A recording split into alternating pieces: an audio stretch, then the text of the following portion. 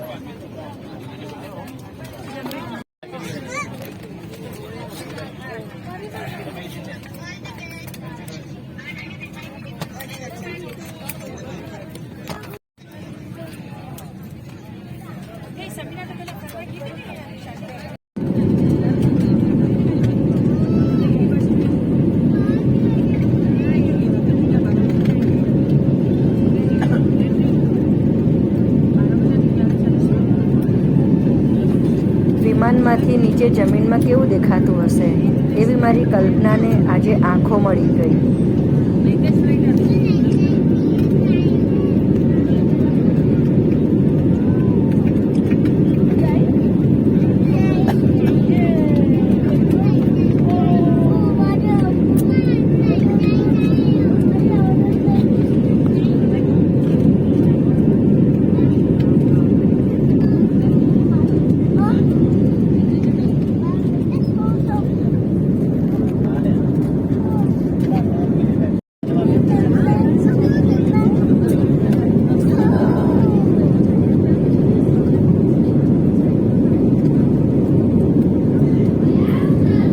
પ્લેનમાંથી મેં સપ્તર્ષિ તારાજૂથ આકાશમાં જોયું અને મને ખૂબ જ મજા આવી અને આંખો ભરાઈ ગઈ કે જે વસ્તુ આપણે ચોપડીમાંથી આકાશમાં ડોક ઊંચી કરીને જોતા એ વસ્તુ આજે મને વિન્ડો સીટમાંથી કાચની બહારથી સ્પષ્ટ દેખાઈ રહી હતી.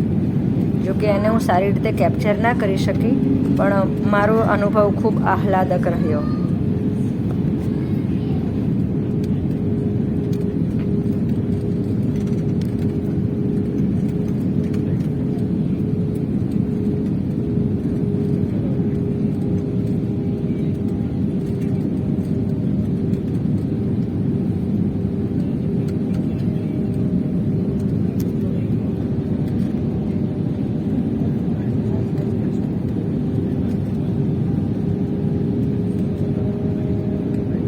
Clear to seats for landing. Thank you.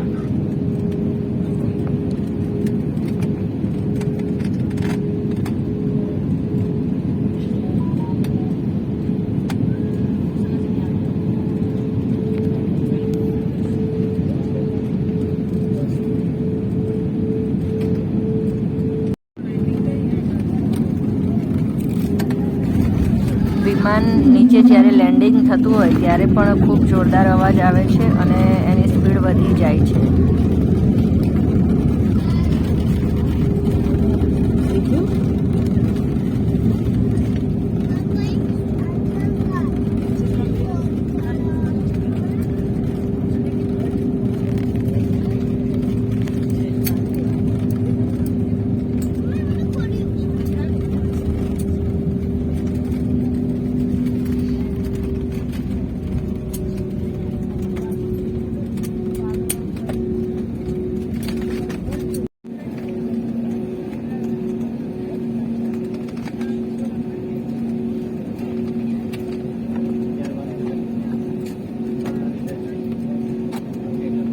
અબુધાબીનું airport.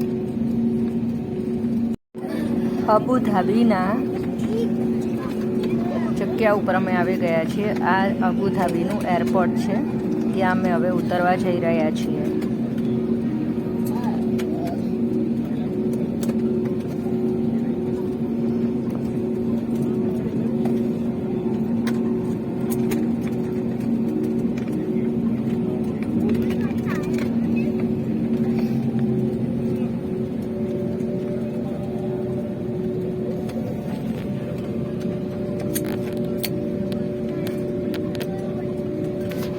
આ બધું એટલા માટે કેપ્ચર કરી રહી છું કે આપણે કંઈ વારે ઘડીએ અહીંયા આવવાના નથી, તો આ બધું કરેલું હોય રેકોર્ડિંગ, તો આપણને પાછળથી જોવા કામ લાગે અને મજા પણ આવે.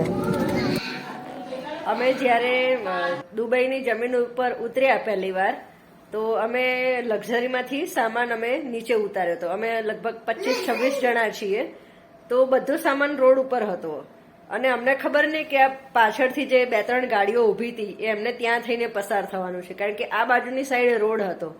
એટલે અમને એમ કે આ સીધો હોટલમાં જવાનો જ રસ્તો હશે. તો મને એવું લાગ્યું કે 3 ગાડીઓ ઊભી રહી છે, તો કદાચ જવાનું હશે તો હોર્ન મારશે કે પછી હાથ બહાર કાઢીને એમ કહેશે કે ચલો બધા નીકળો, અમને જવા દો. પણ કંઈ જ નહીં. લગભગ 5-7 મિનિટ અમને થઈ ત્યાંથી બધો સામાન લક્ઝરીમાંથી ઉતારીને અમે હોટલના ગેટ સુધી લાવ્યા. ત્યાં સુધી એ લોકોએ એક પણ હોર્ન માર્યો નથી અને કોઈ બૂમા બૂમ પણ નહીં. શાંતિથી એ લોકોએ રાહ જોઈ કે આ લોકો બધો સામાન એમનો ત્યાં લઈ જાય. બોલો. અને જો આપણે હોય તો હોર્ન ઉપર હોર્ન ચાલુ થઈ જાય, કાં તો પછી ખબર જ છે ને આપણે શું થાય છે.